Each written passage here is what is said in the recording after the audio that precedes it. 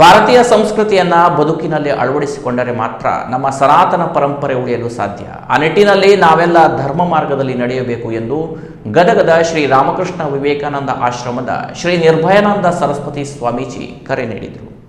ಯುಗಾದಿ ಉತ್ಸವ ಸಮಿತಿ ವತಿಯಿಂದ ಕುಮಟಾ ಪಟ್ಟಣದ ಮಣಕಿ ಮೈದಾನದಲ್ಲಿ ನಡೆದ 18ನೇ ವರ್ಷದ ಯುಗಾದಿ ಉತ್ಸವವನ್ನು ಉದ್ಘಾಟಿಸಿ ಆಶೀರ್ವಚನ ನೀಡಿದ ಗದಗದ ಶ್ರೀ ರಾಮಕೃಷ್ಣ ವಿವೇಕಾನಂದ ಆಶ್ರಮದ ಶ್ರೀ ನಿರ್ಭಯಾನಂದ ಸರಸ್ವತಿ ಸ್ವಾಮೀಜಿ ಅವರು, ಸನಾತನ ಹಿಂದೂ ಧರ್ಮವನ್ನು ಇಡೀ ಜಗತ್ತು ಗೌರವಿಸುತ್ತದೆ.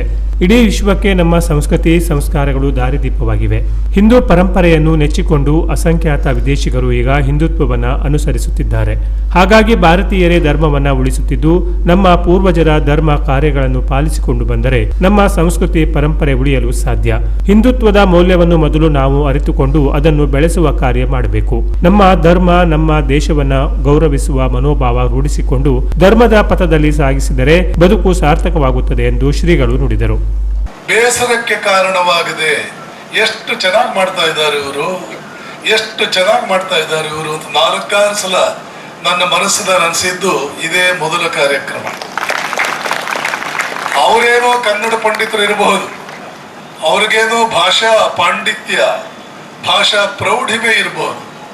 ಆದರೆ ಅಲ್ಲಿ ಬಂದು ಧ್ವನಿವರ್ಧಕದ ಮುಂದೆ ನಿಂತು ಪ್ರಾರಂಭದಿಂದಲೂ ಹಿಡಿದು ಈಗ ವಂದನಾರ್ಪಣೆ ಆಗುವವರೆಗೆ ಒಬ್ಬೊಬ್ಬರು ಮಾತನಾಡಿದ್ದು ನೋಡಿದ್ರೆ ಆಮೇಲೆ ಅನ್ನಿಸ್ತು, SLC ರಿಸಲ್ಟ್ ಅಲ್ಲಿ ಯಾವಾಗಲೂ ಫಸ್ಟ್ ಇಲ್ಲ ಸೌತ್ ಕೆನರಾ ಇಲ್ಲ ನಾರ್ತ್ ಕೆನರಾ ಯಾಕೆ ಬರುತ್ತೆ? SLC ನಲ್ಲಿ ಫಸ್ಟ್ ಅಲ್ಲ. ರಾಜಕಾರಣವನ್ನು ನೋಡಿ, ಪತ್ರಿಕೋದ್ಯಮವನ್ನು ನೋಡಿ, ಮಿಲಿಟರಿಯಲ್ಲಿ ಕೆಲಸ ಮಾಡಿರ್ತಕ್ಕಂಥವರನ್ನು ನೋಡಿ, ಡಾಕ್ಟರ್ಗಳನ್ನು ನೋಡಿ, ಸಂಸ್ಕೃತ ಭಾಷೆ ಮೇಲೆ ಹಿಡಿತ ಪಾಂಡಿತ್ಯ ಇರ್ತಕ್ಕಂಥ ಜನರನ್ನು ನೋಡಿ, ಸನ್ಯಾಸವನ್ನು ಇಷ್ಟಪಟ್ಟು ಉನ್ನತ ಮಟ್ಟದ ಜೀವನಕ್ಕೆ ಧಾವಿಸಬೇಕು ಅಂತ ಆಸೆ ಪಡುವ ಯುವಕರನ್ನು ನೋಡಿ, ಯಾವುದಾದರೂ ಹಾಡು, ಒಂದು ಸಂಗೀತ, ಒಂದು ವೇದ ಪಠನ ಸರಿಯಾಗಿ ಉದಾತ್ತ ಅನುದಾತ್ತ ಸ್ವರಿತಗಳನ್ನು ಸರಿಯಾಗಿ ಉಚ್ಚರಿಸಿ ಬಹಳ ಚೆನ್ನಾಗಿ ಮಾಡ್ತಾ ಇದ್ದಾರೆ ಇವರು ಅನ್ನುವ ಭಾವನೆ ನಮ್ಮನ್ನು ಸೃಷ್ಟಿಯಾಗಬೇಕು. ಇದು ಯಾವುದನ್ನಾದರೂ ನೋಡಿ, ಕರ್ನಾಟಕದಲ್ಲಿ ಕಿರೀಟದಂತೆ ಶೋಭಿಸುವುದು ಉತ್ತರ ಕನ್ನಡ, ದಕ್ಷಿಣ ಕನ್ನಡ ಜಿಲ್ಲೆಗಳು. ವಿಶೇಷವಾಗಿ ಭಗವತ್ ಕೃಪೆಗೆ ಪಾತ್ರವಾದಂತಹ ಜಿಲ್ಲೆಗಳು ಇವೆರಡು. ಅರ್ಥಪೂರ್ಣವಾಗಿ ಬಹಳ ನೆನಪಿನಲ್ಲಿ ಉಳಿಯುವ ರೀತಿಯಂತೆ ಇವತ್ತು ಸಮಯವನ್ನು ಕಳೆಯೋಣ ಅಂತ ನೀವು ಒಂದು ನಿರ್ಧಾರ ಮಾಡಿರ್ಲಿಕ್ಕೂ ಸಾಕು. ಯುಗಾದಿ ಅಂದ್ರೆ ಏನು? ವರ್ಷದ ಪ್ರಾರಂಭ.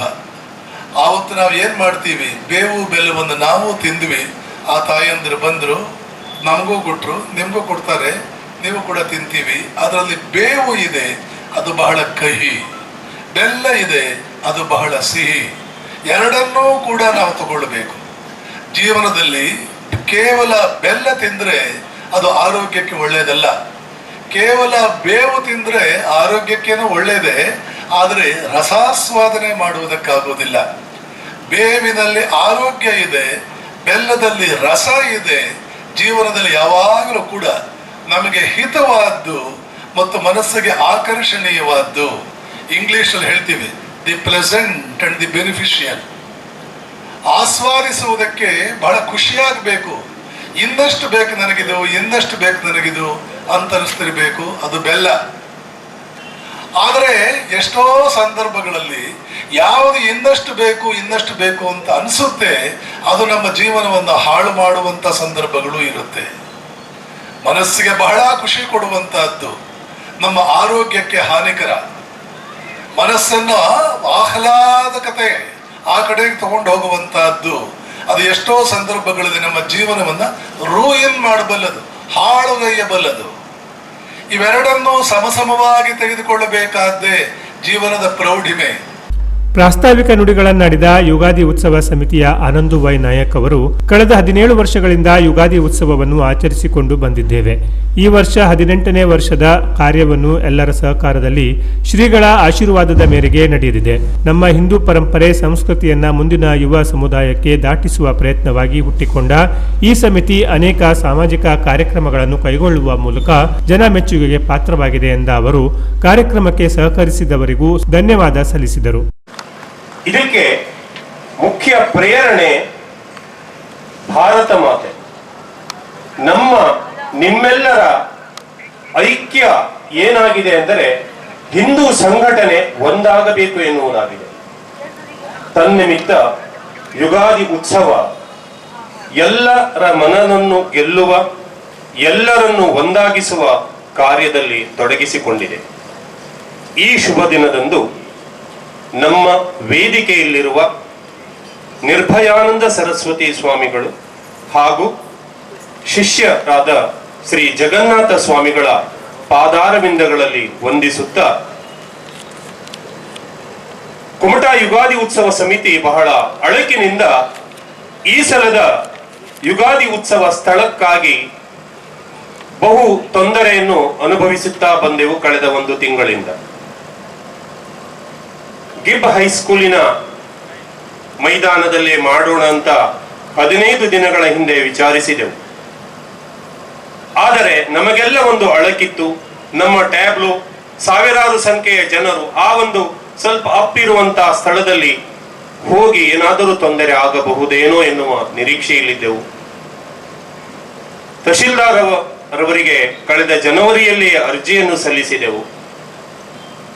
ನಂತರ 2 ದಿನದ ಹಿಂದೆ ಅದು ಏನೋ ಗೊತ್ತಿಲ್ಲ, ಕುಮಟಾದ ಒಂದು ವ್ಯವಸ್ಥೆಯ ಹಾಗೆ ಅನಿಸ್ತದೆ, ಯುಗಾದಿ ಉತ್ಸವ ನಿಷ್ಕಲ್ಮಶವಾಗಿ ಕೆಲಸ ಮಾಡ್ತಾ ಇದೆ, ಈ 18ನೆಯ ವರ್ಷಕ್ಕೂ ಏನು ಬಾರದು ಅಂತ ಭಗವಂತನೇ ನಮಗೆ ಈ ಸ್ಥಳವನ್ನು ನೀಡಿದ್ದಾನೆ.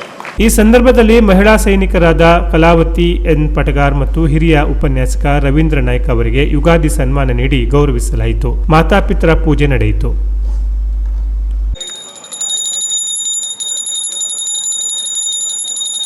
ಕಾರ್ಯಕ್ರಮದಲ್ಲಿ ಯುಗಾದಿ ಉತ್ಸವ ಸಮಿತಿ ಕಾರ್ಯಾಧ್ಯಕ್ಷ ಗಜಾನನ ಮಡಿವಾಳ್ ಸ್ವಾಗತಿಸಿದರು. ಖಜಾಂಚಿ ಜಿಎಸ್ ಹೆಗಡೆ ವಂದಿಸಿದರು. ಯುಗಾದಿ ಉತ್ಸವ ಸಮಿತಿ ಅಧ್ಯಕ್ಷ ಡಾಕ್ಟರ್ ಸುರೇಶ್ ಹೆಗಡೆ, ಗೌರವಾಧ್ಯಕ್ಷ ಎಸ್ಜಿ ನಾಯ್ಕ್, ಸಂಚಾಲಕ ಮುರಳೀಧರ ಪ್ರಭು ವೇದಿಕೆಯಲ್ಲಿದ್ದರು. ಬಳಿಕ ಕೊಕ್ಕಡ ಎಜುಕೇಷನ್ ಟ್ರಸ್ಟ್ನ ವಿದ್ಯಾರ್ಥಿಗಳಿಂದ ಸಾಂಸ್ಕೃತಿಕ ಕಾರ್ಯಕ್ರಮ ನಡೆಯಿತು.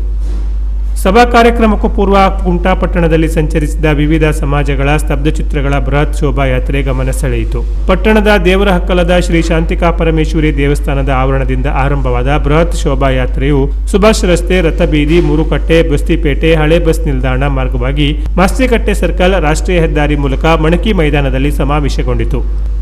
ಮೆರವಣಿಗೆ ಉದ್ದಕ್ಕೂ ವಿವಿಧ ಸಮಾಜಗಳ ಸಂಸ್ಕೃತಿಯನ್ನ ಪ್ರತಿಬಿಂಬಿಸುವ ಸ್ತಬ್ಧಚಿತ್ರಗಳ ಮೆರವಣಿಗೆ ಗಮನ ಸೆಳೆಯಿತು. ಡೋಲು, ನಗಾರಿ, ಸುಗ್ಗಿ ಕುಣಿತ ಗಮನ ಸೆಳೆಯಿತು. ಪೌರಾಣಿಕ ವೇಷಧಾರಿಗಳ ಸ್ತಬ್ಧಚಿತ್ರಗಳು ನೋಡುಗರಿಗೆ ಖುಷಿ ನೀಡಿತು. ಈ ಬೃಹತ್ ಶೋಭಾಯಾತ್ರೆಯನ್ನು ನೋಡಲೆಂದು ರಸ್ತೆಯುದ್ದಕ್ಕೂ ಇಕ್ಕೆಲಗಳಲ್ಲಿ ಜನರು ಸಾವಿರಾರು ಸಂಖ್ಯೆಯಲ್ಲಿ ಜಮಾಯಿಸುವ ಮೂಲಕ ಮೆರವಣಿಗೆಯ ಶೋಭೆಯನ್ನು ಹೆಚ್ಚಿಸಿದರು.